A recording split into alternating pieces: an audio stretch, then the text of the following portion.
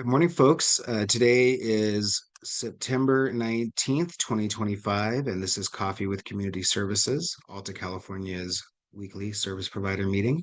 My name is John Decker, the Director of Community Services at Alta California Regional Center. Thank you very much for joining us today.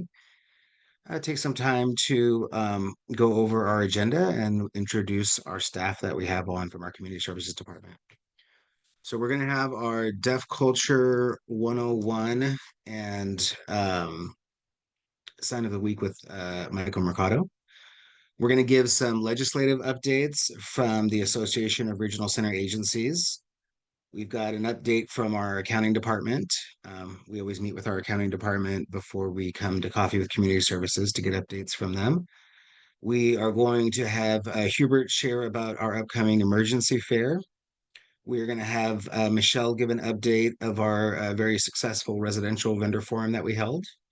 We're going to take a look at some upcoming events at DDS's and Alta California Regional Center's calendar.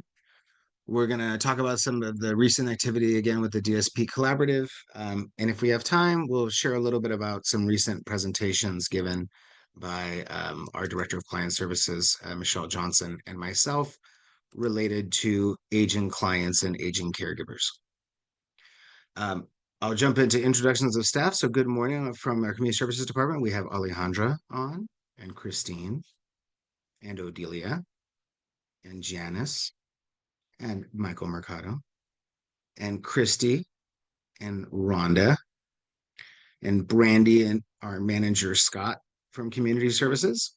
We also have Jaslyn. We have Yvette and Marty, and Jessica, and Ethan, and Beverly, and Christy, and Tom from Community Services as well. Additionally, for our staff, we have Monet on, and Hubert, and Shauna, and Chris as well, and our manager, Michelle Duchesne. Additionally, from Community Services, we have Dan, and we have Helen, and we have my assistant, Zach, and we have Sammy Lynn on, and we have Carly from Community Services, and Jolana, Mason, and we have some managers on. So we have our Specialized Services and Supports Manager on, Jordan, and we have Client Services Manager, Dana, and Carol on. Good morning as well. And we also have our Legal Services Manager, Jordan, on too. Good morning. All right, I'm going to spotlight Michael Mercado for our Sign of the Week in Deaf Culture 101. Take it away, Michael. Great. All right. Thank you. Good morning, everybody. Are you ready for the sign of the week?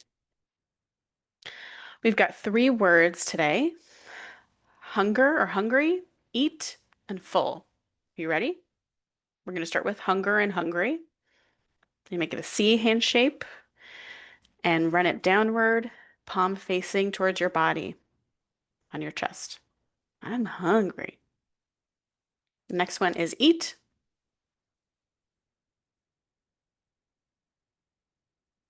Eat. And then full. I'm going to make this hand shape where your thumb is tucked into your palm. You're going to hit the back of your hand under your chin. Okay, again, hunger, hungry, eat, full. Good job. I'm going to send over that link so you can practice with a video, and you can also look at old signs of the week so you can get some more practice there.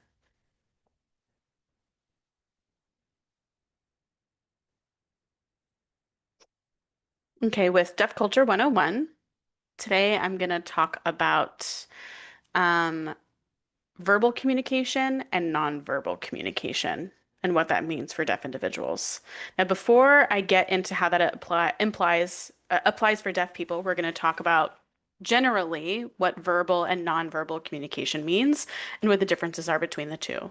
Now, verbal communication means that someone is using language, that they have access to full language, they are following grammatical rules, they have wide breadth of vocabulary at their disposal. This could be speaking English or Spanish to communicate with somebody else.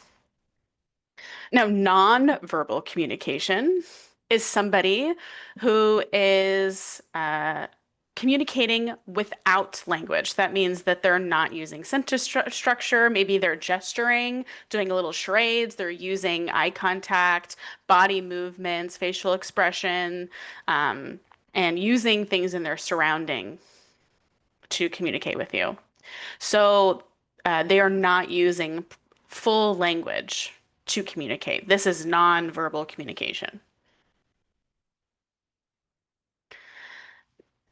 There is a common misunderstanding that a deaf person is automatically using nonverbal communication because of their deafness. That people are assuming that verbal communication only means someone who's speaking out loud, that they are making noises while they're communicating. So English, Spanish, like my previous example. That because someone is moving their body to communicate with American Sign Language, that that is automatically nonverbal communication.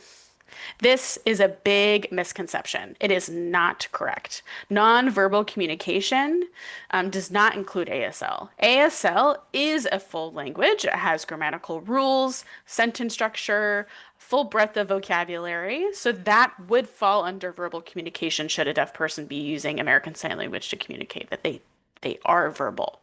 Okay. So this is the same with someone who's using their voice, their speech to communicate with English or Spanish or other spoken languages. So if someone is using gestures, then that would be nonverbal communication. But people who are using American Sign Language, who are also using facial expression, like right, the example I taught you, hungry. If you're really hungry, you're going to move your eyebrows down a little bit to show how intensely hungry you are. That's part of the grammatical structure of American Sign Language. American Sign Language is a form of verbal communication. It is not nonverbal. People often say that nonverbal communication because of the body movements that American Sign Language requires, but it is verbal because it does have grammatical rules and structures. There are some deaf people who are nonverbal, though. Okay. So that may still apply to some deaf people. And the ways that we would recognize whether a deaf person is verbal or nonverbal, well, let me give me an example here. So if there's a consumer or someone who has autism, maybe we can, maybe they can understand ASL, they can receive ASL, but they cannot produce it. They cannot express it back to you. And so that can often require art or pictures or pointing or other kinds of body language to communicate for that person, that would be nonverbal communication, that they are not able to communicate back to you with full use of the language.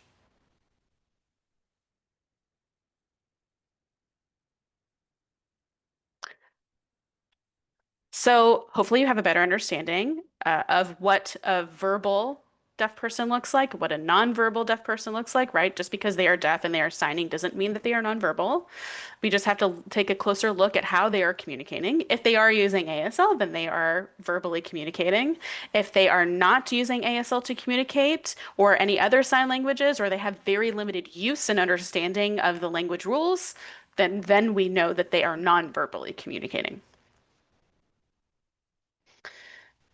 So hopefully this helps distinguish the difference between verbal and nonverbal communication for deaf individuals. Okay. So that concludes Deaf Culture 101. I do want to take this time to do a little shameless plug. NorCal Services for the Deaf and Hard of Hearing here in NorCal. They are hosting a Deaf Awareness Day at Sacramento Zoo. I'm going to go ahead and share my screen to show you the flyer.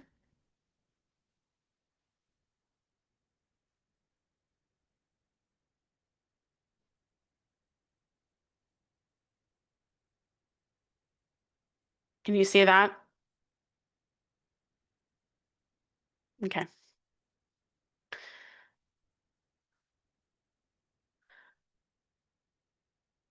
There. So this is tomorrow on the 20th, and they're open from 9 to 2 uh, for the Deaf Awareness Day events. This is in Sacramento. If you want tickets, you can get a discount. So you can email NorCal. They've got some email address. They'll have a booth at the front of the event, and you can email front desk at NorCal at their email address. So if you're curious, want some more information, you want the discounted ticket, this is a great opportunity. So I really encourage you all to attend and contact NorCal for that discounted ticket. Let's see. Okay. I'm going to put the link into the chat. Thank you. Excellent. Thank you very much, Michael. All right. If we don't have any questions, I am going to move on to an update from the Association of Regional Center Agencies. And let's see. Can everyone see my shared screen okay? I have not in this meeting given an update on some of the new legislation that is being supported by the Association of Regional Center Agencies.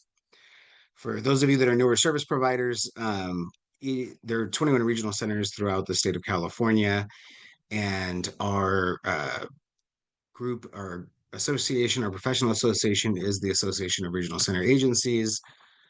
We're all part of it, and we have lobbyists that work within that group, and that group supports some bills. So are you guys able to see, let's see, Assembly Bill 1172?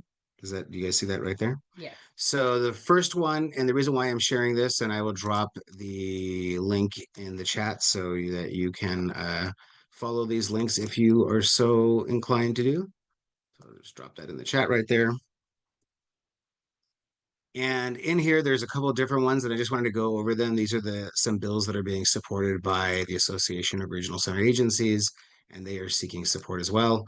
So AB 1172 is a bill to allow day programs and licensed homes to serve people who used intranasal anti-seizure medications.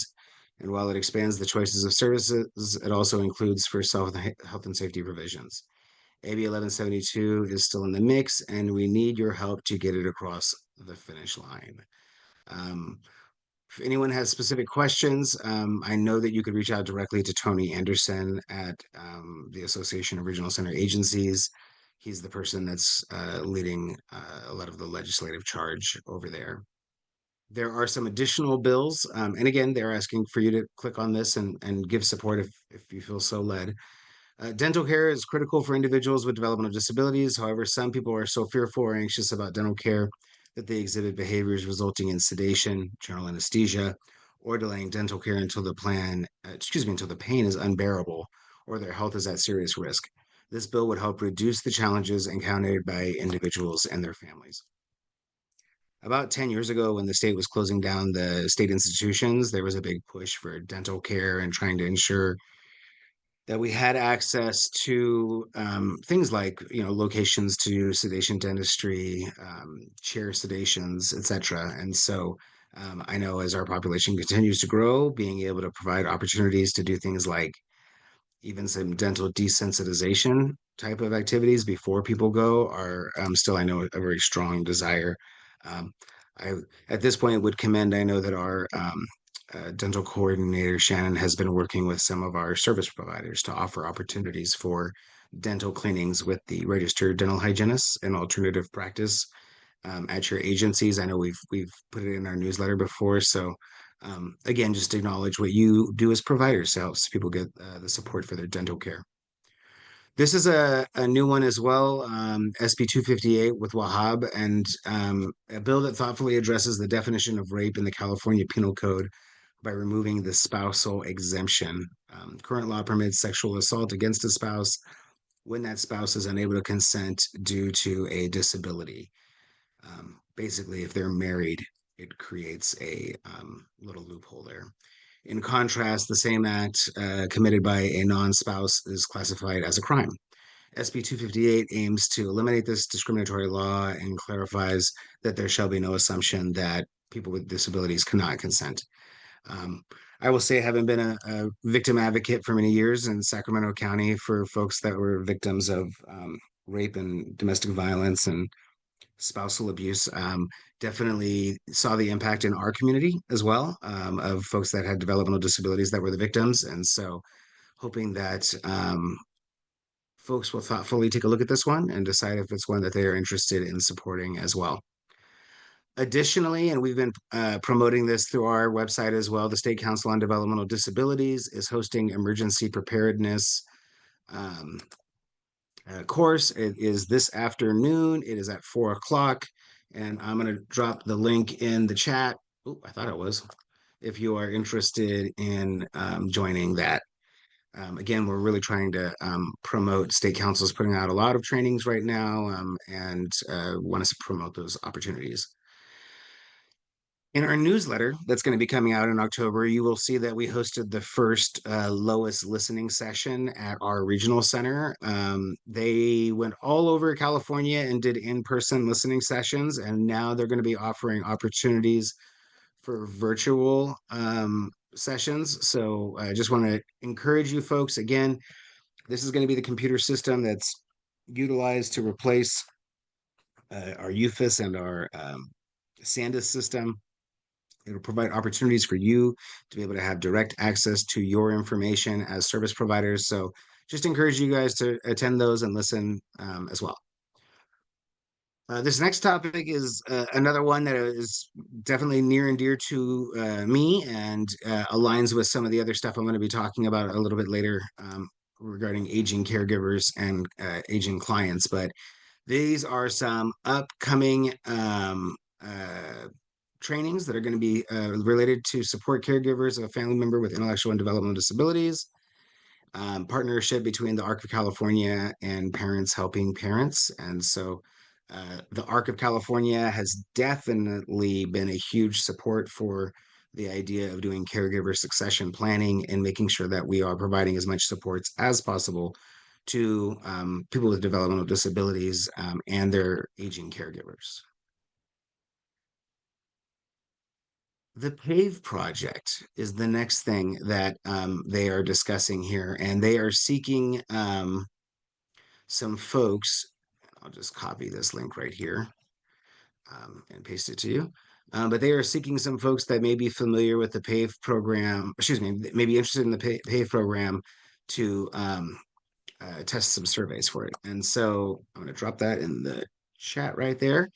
And there was an opportunity that our provider advisory committee had to be able to get a presentation last Thursday by Dr. Julie Biddle Brown from the California Community Living Network related to the person-centered advocacy, vision, and education project. Again, we're going to be piloting this at our regional center starting here relatively shortly. We just got the okay this week for the funding for the pilot from the Department of Developmental Services. And so we have some lead service coordinators that have already received an orientation training by the California Community Living Network on PAVE. And we will be selecting some individual clients to be part of the pilot from the beginning. So just want to promote that is going on at our regional center and that they are looking at for some of your support there as well. They share federal news as well here, and so just you can see some federal policy information right now too. And then again, and as far as ARCA priorities, the voter voice system, it's a great way to make your voice heard. A platform that will allow our community to engage in various campaigns benefiting California's developmental disability system. This includes activities such as phone banking, writing letters, connecting with representatives, attending rallies, or simply remaining informed. I am going to take the link to register for that. I say this every week in this meeting, and I will continue to say it, but your voices as service providers, being the people that directly interact with our clients every single day, is so important for people when they're trying to make policy decisions at a statewide level. so many of these policies impact, excuse me, so many of these laws that get passed impact policies that directly impact you as service providers. And so I want to encourage you, and you get opportunities to be able to lend your voice like this, whether that's as simple as writing a letter, or in some cases, as some of you have done. I know, I think it was Carol Watillo did it just last year, is testifying in the actual budget hearings themselves in front of the state Senate, or the state assembly. I know, many of us have had opportunities to do that. I just really want to encourage you as service providers, because you have a special perspective on things that is very important for legislators to be aware of. So that is the legislative update. Just wanted to provide folks that so you could get an idea of what ARCA is working on, and then some of the kind of statewide initiatives as well. If you sign up for that, they'll give you I think it's usually about once every 2 weeks or so. We get a little update from the Association of Regional Center Agencies. So any questions about that? New? All right. Just a brief update from accounting that we received. There is going to be a payment that is coming out for quality incentives related to acre training. So we heard from Robin LeMay, and she indicated that that is going to be coming out. So if you are waiting for that, that's something that is forthcoming. I am going to actually, first I'm going to throw it to Michelle Duchesne to just give a little description about our residential vendor forum that we held. And then I'm going to jump into the Alta calendar, and then Hubert, we can go over our events. So Michelle? Yeah, thanks, John. We had on the 17th of this week, we had our residential vendor forum. It was the largest forum that I've seen in the last 3 years of being in the community services department. 137 providers attended. I want to thank my team for just having a very thorough, comprehensive training on what the changes are coming for specifically our level 2s and 3s, and the consultation and awake night staff requirements and the exemption procedure. So a lot of questions, and just letting anyone know that is on here that's a residential provider. I know we didn't have enough time. There were a lot of questions. So please reach out to your specialist as we work through compliance to meet the deadline of January 1. Thanks, John. Excellent. Again, and I want to echo, Michelle's recognition of the staff that put together some materials to really help providers understand what these new requirements are going to be. We're going to be committed to continuing to hold a number of vendor forums to help you understand the new requirements that have been put in place for the service providers under rate reform. All right, I am now going to share my screen again, and I'm going to hop over to our calendar. So let me, oh, that is not our website. That is TDS's website. All right, one moment.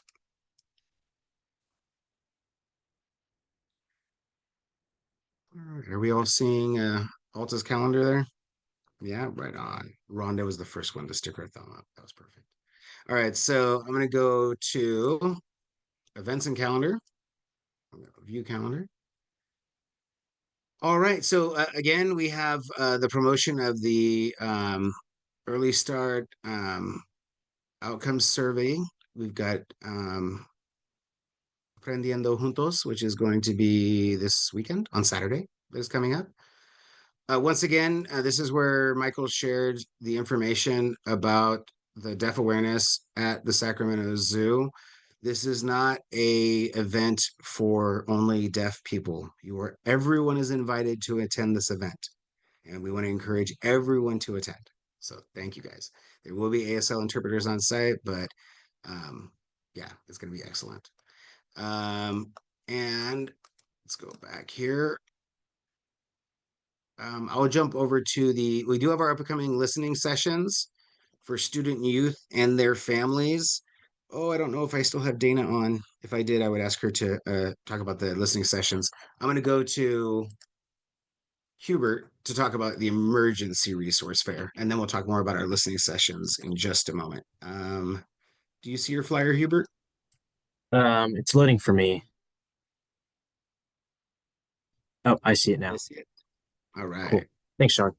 All right, everyone. So I'm sure most of you already know, but but if not, next week on Thursday, September 25th, at our Sacramento office, Alta Regional Center is hosting our first ever emergency resource fair from 10 a.m. to 2 p.m. Feel free to come by. Welcome for clients and programs, and even Alta staff as well. Meet local emergency health and safety and disaster ready related organizations that provide you really unique services. So there'll be, I know some resources that'll be given out. I know Red Cross is bringing a bunch of Go kits, emergency Go kits with, essential for at least up to 3 days of safety. And I know there's going to be some demonstrations as well for fire extinguishers, some fire alarms, and some accessible resources for those who are deaf and or hard of hearing, right? So we will have American Sign Language interpreters available. So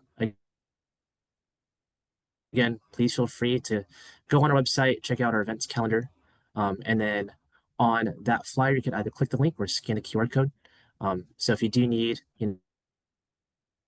special accommodations for the event, you can kind of fill out that survey, and then we can make that happen to the best of our ability. So looking forward to seeing you guys there. And yeah, thank you again to the staff that have volunteered. You'll be seeing a lot of Alta's.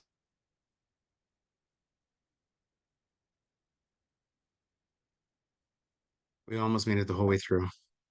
Thank you for that team as well. Just give a shout out to them. Excellent. Thank you, everyone that All right, has I'm turning off my volunteered. camera. Hopefully that helped. Yeah.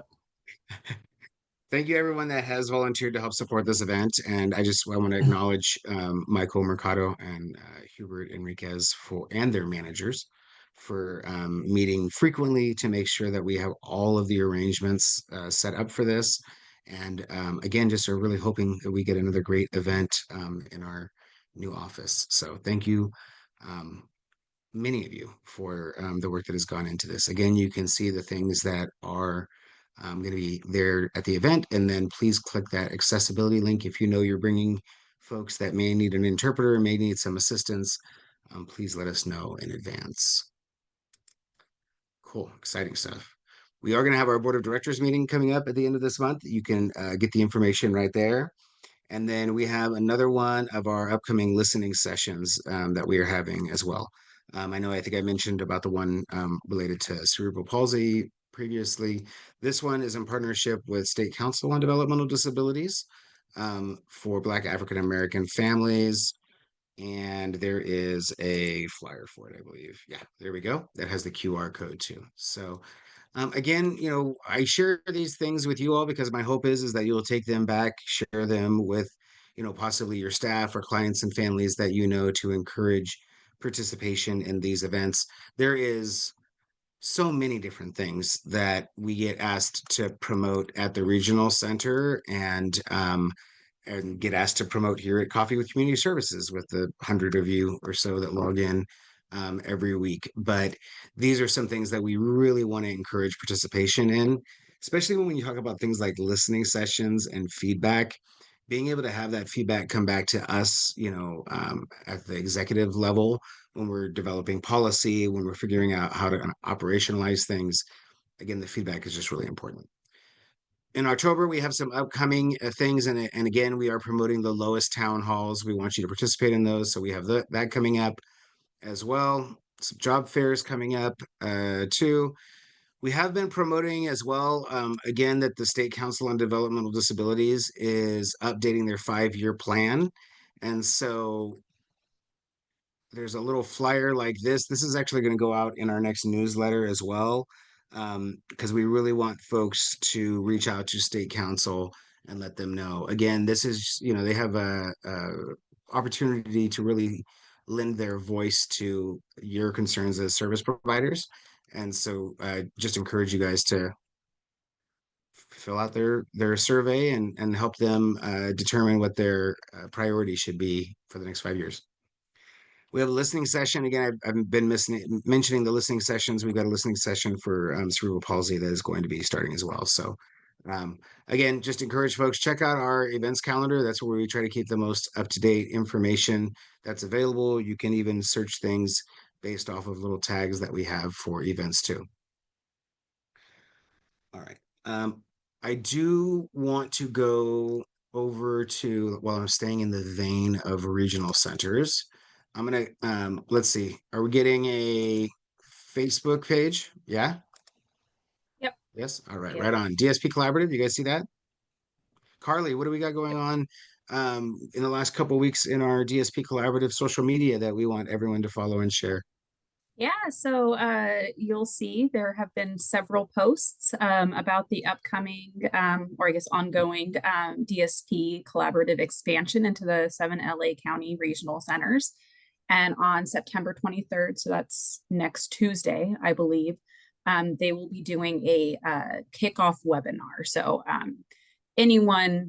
if anyone in our catchment area wants to attend, it's just a webinar. You can pop in and kind of get updated on what they're doing, and should be a very fun event. We have some speakers from our catchment area, Eric Champa. I know I Garrett. have the list. No, it's going to be There. Eric Champa, and it's going to be Garrett, Yes. and then also Chris Martin. So we have the representatives from our provider advisory committee, and then also Valley Mountains provider advisory committee that are going to be part of the kickoff events for Los Angeles County. Tony Anderson's also going to help support the webinar as well. Yeah, so since we started the DSP Collaborative, we've had questions about when we were going to expand it, and some of those questions definitely came from providers in Southern California. So it should be very popular and well received. Everyone's very excited. They're very, I think this is because there's so many service providers in Los Angeles County. And I think this is a great opportunity. And I know Carly and I are excited because that means we get more partners to help us out in creating content for our DSP Collaborative social media too.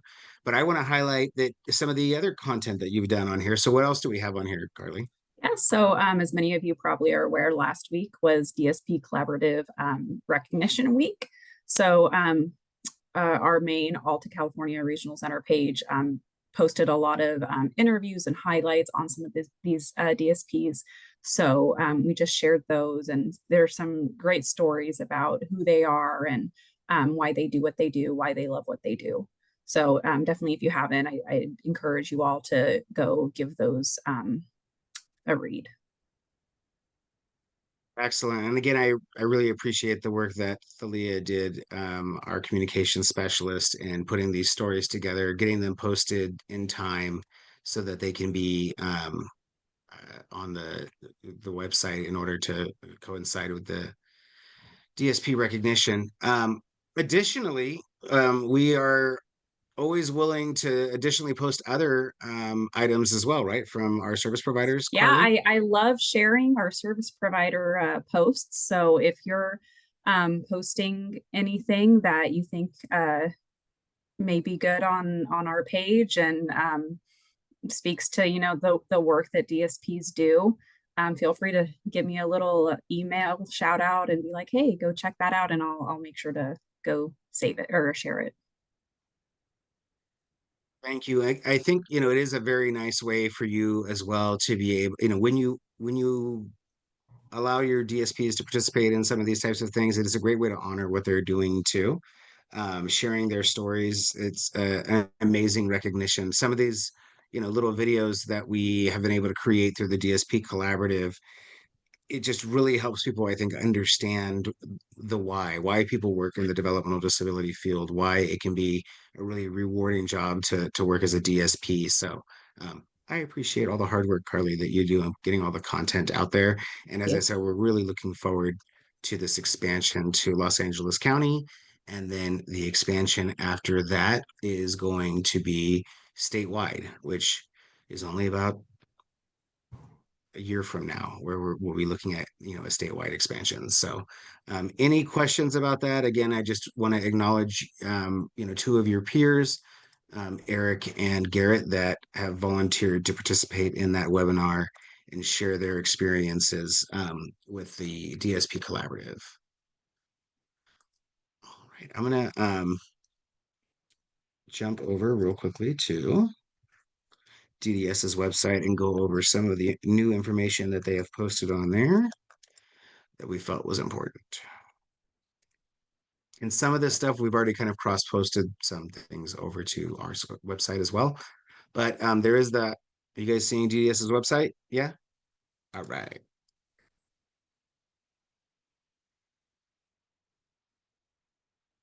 Oh, what did I just get? What did I just click on? Oh, that didn't work out. DDS messed up their own link. They're promoting their I Am Able Disability Job Fair, October 14th, trying to get people to come work for them. I know that we have it posted on our website, but I just saw that their website does not seem to have it updated. If you want to know what's going on with DDS, what are their upcoming meetings, they changed their front webpage a lot, but their calendar of events is up at the top up here. So just want to let folks know about that. And then you can see some of the upcoming things. Um, as I mentioned, I think it was last week, they are doing vendor category specific lowest meetings. And so you may want to participate in that. So they seem to have broken down the trainings based off of, sorry guys, make that a little bit, not that big, like that, maybe a little bit better. They've broken them down based off of the categories basically that align with the directives that came out for rate reform. And so employment providers, adaptive skills and behavioral providers, day services providers, and then it goes into like more of like regional center processes. So just want to encourage people to take a look at DDS's calendar for those things.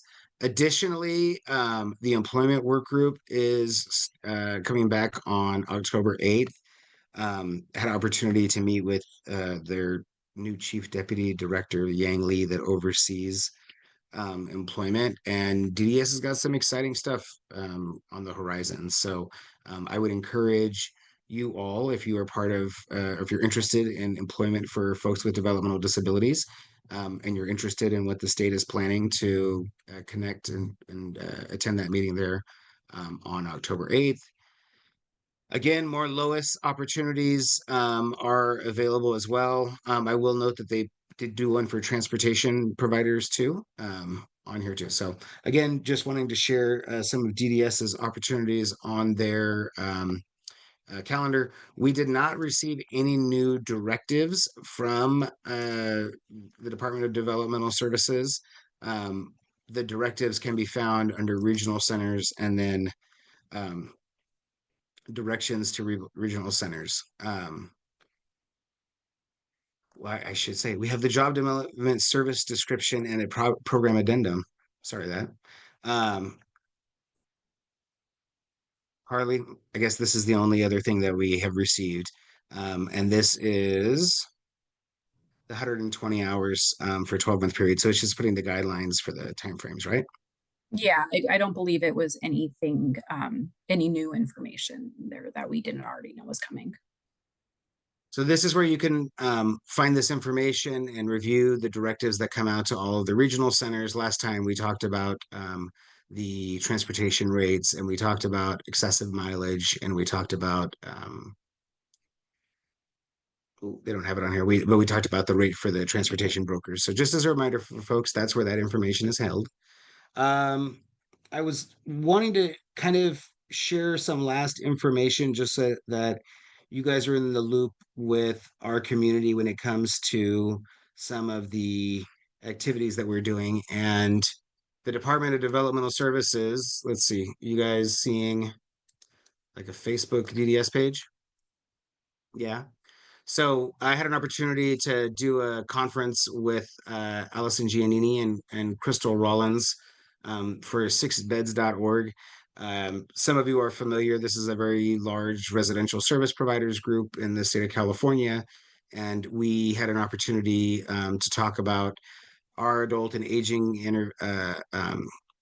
initiatives at our regional center. DDS talked about just aging in general as well. This is a great group because it's a lot of residential care facilities for the elderly, which play an important part as we're looking at people with developmental disabilities aging and looking at opportunities for care. So again, I do this every year with them, but we had a great time. And I just wanted to share kind of some updated information real quickly that Alta gave out. And this is the same information that Michelle Johnson, who is really the lead at our regional center as it relates to activities for aging, is been sharing as well with her, excuse me, with her presentations that she's been doing. So again, what we feel like and what we know is, most successful is that we need a comprehensive approach. Let's see, you guys are saying addressing the needs of aging clients and caregivers, to verify that. Yeah. So we believe that it's necessary to have a comprehensive approach when it comes to trying to address issues. We talk about like housing development, but housing development is nothing if we don't have the DSPs to support people in home to be able to have things like independent and supported living services. If we don't have enough direct support professionals, the housing that we develop isn't worth really a ton. What we really have understood is that we have to have all of these areas covered. So for us, it starts off coordinated future planning, which later became Assembly Bill 3291, is that our service coordinators receive training to identify and document the housing needs of clients and the needs of their caregivers. So that's the first thing, making sure that if someone's living with an aging caregiver, that there is a plan on who is going to be the next caregiver when that person's no longer available. And also that when we're having our IPP meetings, we really need to be talking about a range of different housing options, um, regardless of where the individual lives. So if the individual is living with their family members, we still need to be mindful that we want to give a range of living options. When we limit the living options that we provide in our planning team meetings, it kind of opens us up for some of our own biases to kind of come and play about what is and is not offered to people. And so that's why it's important, and that's why they put it into state law that we will provide opportunities for a range of different housing options at our planning team meetings. This was a pilot that we started off here at Alta a few years ago and trained our staff. And then after doing some discussions with the legislative staffers, the Assembly Health and Human Services Committee wrote AB 3291, which also allows us to pay rent for individuals with developmental disabilities that are receiving supported living services and have a health and safety risk due to a risk of homelessness. So that's another component of that bill too. The other part of it is housing development, and every one of these is a little link that goes to our website and talks about some of these different areas. Housing development, we've been extremely active. I went over Rhonda's update list last week. Since then, we have submitted our housing project proposals for this year. Rhonda, remind me, you have to unmute because I don't know if I'm going to remember this correctly. So we submitted Pleasant Grove #2 in Roseville as our #1 option. Yes. We submitted the Tupelo project in Woodland, I believe, as our Yes. second option. And then we put down the hotel, was it the Yep. Hotel Berry? Yep. The Hotel Berry. Some of you that have done adult services are familiar with the Hotel Berry, some of those small units in there. We put that down as our third multifamily housing proposal option. Jordan, we probably won't hear back at least for another month or so, right? About our CRDP proposals for housing. I think that's accurate. This would greatly increase our stock of set-aside housing units for folks with developmental disabilities if this gets approved. We have a number of other projects in the pipeline, but getting this gap funding approved by the State Department of Developmental Services will give us a good assurance for these three projects to be able to get some set-aside units for folks with developmental disabilities. This gets us units in Placer County, which this is our first project successful in Placer, if we can get this one funded. And then we lost a project in Woodland a couple years ago. And this gives us an opportunity for another project in Woodland. So we're really excited because we really want to support that community.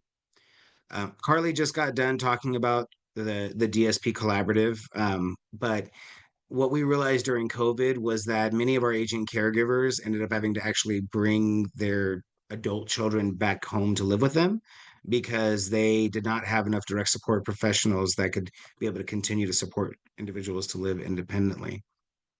Right around the same time, our executive director, Lori Benalis, and Tony Anderson, who is the director of Valley Mountain Regional Center, decided that they would like to partner together in order to do the DSP collaborative, share our shared media market, and really promote you as service providers bringing on the trained staff that you need to really individualize services. We've been able to fund this through home and community-based services funding, again, with the argument that you cannot truly make your services individualized if you don't have the type of trained, qualified direct support professionals to do that work. And so that's why we've been putting the money towards the DSP Collaborative. Additionally, we have been vendoring things like coordinated family supports. We've been, which can allow to help do some coordination for older adults that may have an aging individual with developmental disabilities that's living with them. We also have housing access services. We've successfully housed, I believe, around 300 individuals with the First Step Housing Access Services program. And we have initiated housing access services with the On My Own agency. And they've also incorporated a roommate matching application that has been specialized to support the deaf population of folks with developmental disabilities in the state of California as well. And so, again, these vendor supports we feel are paramount in ensuring that our aging caregivers have all of the supports that are needed to maintain individuals safely in their care, provide all the opportunities that people are looking for as well. The Disability Housing Alliance, again, these are all great things, but it's very important for us to have our ear to listening to what our community is saying. Rhonda and I meet every other month with the Disability Housing Alliance, where we have clients, family members, advocates, we've got community stakeholders, we've got service providers. We do a little check-in on each of our counties on what's going on with housing there. We give updates. We listen to people's frustrations and concerns in certain areas. And ultimately, it really helps Rhonda and I because it helps focus our outreach activities. And many times it actually makes connections for us because it's tough for Rhonda and I to know everything that's going on in 10 counties. And having a group of folks that are really caring about the future for where their children will live, meeting with us has paid dividends. It's been so helpful. And additionally, whenever we need to do things like we have coming up, I think in the next couple of weeks, a public hearing testimony, this group comes up and testifies with us. State Council has been very active in this group. Peter Mendoza, who some of you guys know, I think I mentioned last week, will be speaking with us. And then finally, the assistive technology pilot. The pilot has really gotten, some good reviews for the how far we are into it, which is right towards the end of the pilot here. I'm wondering if you guys can see this article now.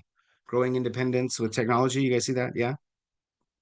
This was just an article that DDS did recently, and I think I may have shared it with you all briefly, but we are in the process of coming to the end of the pilot where we've had, 28 individuals that have received both assessments and some form of remote monitoring during the course of the last year and a half or so. And we'll have a report that's coming to the legislature in January about it. Additionally, the state's working on trying to find ways where we can promote the assistive technology. I think we've got Supported Life Conference coming up shortly. We've got some other conferences that we're working on in 2026, but just recognizing that assistive technology and utilizing, I'll just move this back out of the way, using smart technology solutions can help us really support, again, both the aging clients and the aging caregivers as we continue to have so many workforce issues that continue to arise. Our population's only growing larger and larger. And again, individuals need support and care that may not all be able to be provided by in-person staff. So again, the assistive technology pilot is another aspect of that that I wanted to share with folks. I'm going to stop sharing my screen. We're going to be talking about this and a whole lot more at the Supported Life Conference in just a few weeks. And so I just want to let folks know that Michelle Johnson, our Director of Client Services, and myself, when we're going out and doing some of the sharing, these are some of the things that we are discussing when it comes to how we are really trying to meet this huge stakeholder concern. Again, that's kind of the reason why we are doing these presentations, is just how much we've heard from the caregivers. Jay? Hey, John. I was talking to some client advocates yesterday. They seem to, and I don't know that this is true or not, so I'm checking with you guys, but they seem to think that they're not eligible to go to the conference except once in a lifetime. Like they're only allowed to attend one time in there. Is that accurate? Let's see, client services managers, Carol, it's one time per year per conference, right? Not one per lifetime. Dana Okay. shook her head yes too. Okay. Um, There's apparently some misunderstanding. One per especially- year. One per year.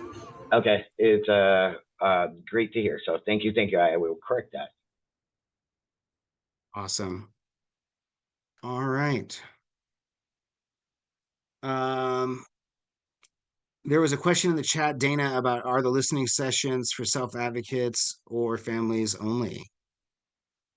And I'm thinking those are the Alta listening sessions, which, how open are the Alta listening sessions, Dana?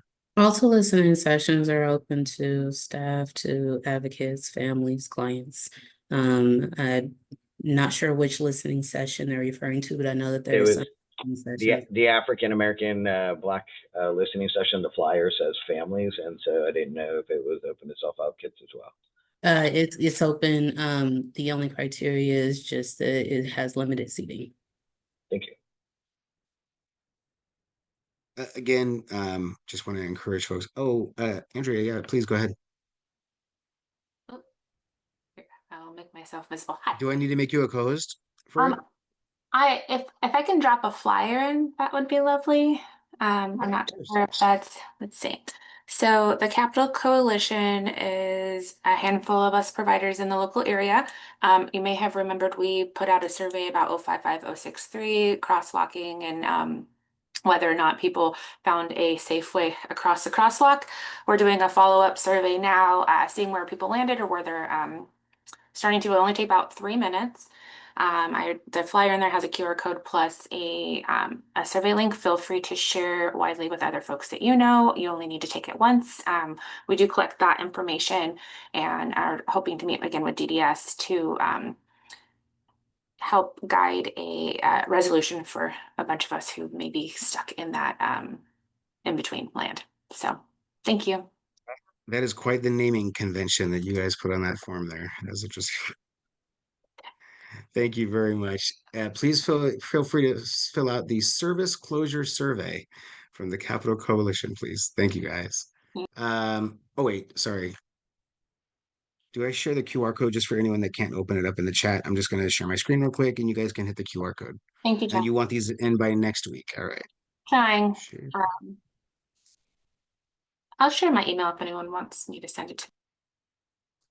I was just going to say, there's that. If you guys want to catch the QR code, if you're a service provider and you want to fill that out. Real big. All right. Excellent. Thank you very much. Any other announcements? All right. Well, I thank everyone for attending today. I hope everyone has a great rest of their weekend, and we'll talk to folks again next week. Take good care.